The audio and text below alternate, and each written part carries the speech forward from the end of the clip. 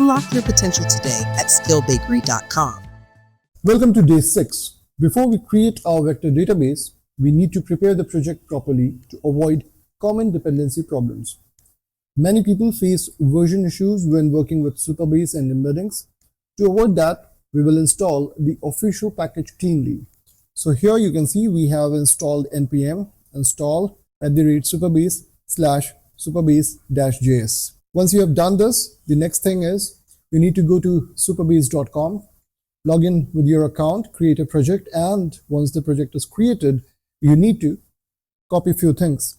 The first one is the publish URL, and the second one is the publishable key. You can notice the copy icon is coming up next to them, so you can just click on it so that it gets copied to your clipboard, and then you need to get those and create these two variables. So first one is the Supabase URL, which we copied as the project URL, you can see, and the other one is the Supabase Publishable Key, which we have copied from here, publishable key. So once you have these in your .env file, we are all set up, and all we need to do now is create our supabase.js file, which we will be doing inside the src directory. So here I'll go ahead and I'll be creating a file. Let's call it as supabase.js, and inside this file we'll be basically using our publishable key that we have saved in our .env file.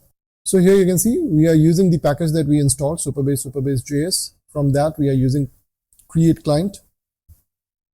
.env is already there to read the data from the config file, and we'll be making certain changes over here because we have our env file outside and this is inside the src directory, so a relative path configuration needs to be made. We'll do that in a bit.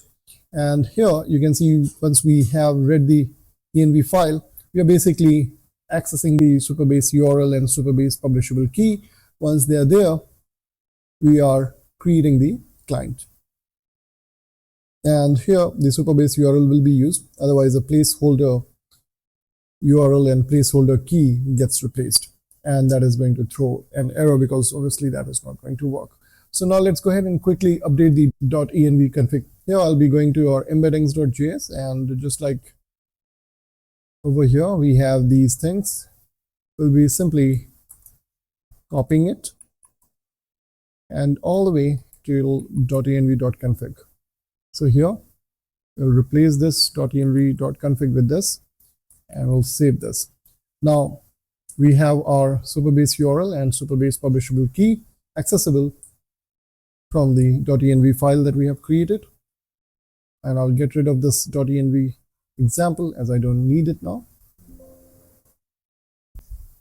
Tomorrow we'll be creating the actual vector table inside Supabase. See you on day 7, where we'll be setting up our vector database. If you find the video helpful, don't forget to like and subscribe.